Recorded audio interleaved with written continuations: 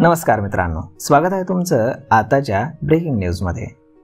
मित्रांनो, राज्यातील विद्यार्थ्यांना आता एक मोठी आनंदाची बातमी समोर येते। ती म्हणजेच विद्यार्थ्यांना आता अभ्यासासाठी मोफत तयार टॅब मिळणार आहेत आणि त्यामध्ये इंटरनेटची सुविधा देखील आपल्याला पाहायला मिळणार आहे। तर यासाठी काय पात्रता असणार आहे, कोणत्या विद्यार्थ्यांना हा मोफत टॅब उपलब्ध करून दिला जाणार आहे, या संदर्भातली सगळी माहिती जाणून घेण्यासाठी या व्हिडिओला तुम्ही शेवटपर्यंत नक्की पहा। मित्रांनो, राज्यातील विद्यार्थ्यांसाठी ही मोठी आनंदाची बातमी आहे। ते म्हणजेच त्यांच्या अभ्यासासाठी राज्य सरकार आणि केंद्र सरकार वेगवेगळ्या योजना राबवत असतं। त्यामध्ये सुद्धा राज्य सरकारची एक योजना आहे। त्या योजनेअंतर्गत विद्यार्थ्यांना अभ्यास करण्यासाठी मोफत टॅब मिळणार आहे। या टॅबचा उपयोग करून विद्यार्थी अभ्यास करू शकतात। तर हे गरीब विद्यार्थ्यांना लाभ होण्यासाठी सर्व परीनं विद्यार्थ्यांनी कशा पद्धतीने यासाठी अर्ज करायचा, काय पात्रता, हे सगळं पाहूयात।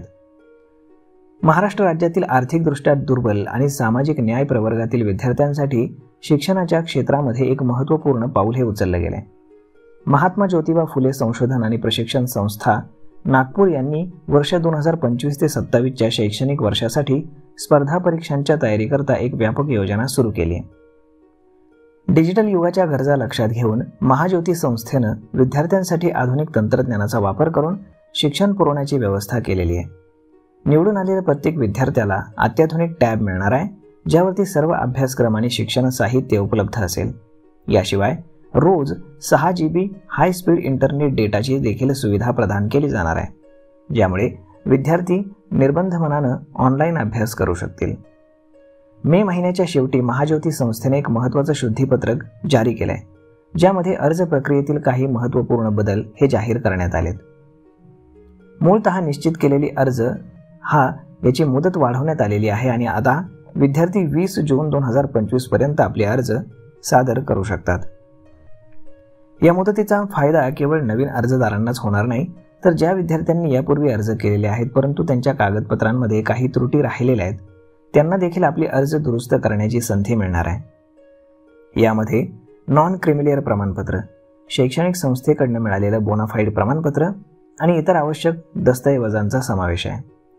पात्रता, निकष आणि गुणवत्ता आवश्यक या प्रशिक्षण कार्यक्रमासाठी अर्ज करण्यासाठी विद्यार्थ्यांनी काही विशिष्ट शैक्षणिक मानदंड पूर्ण करणं आवश्यक आहे।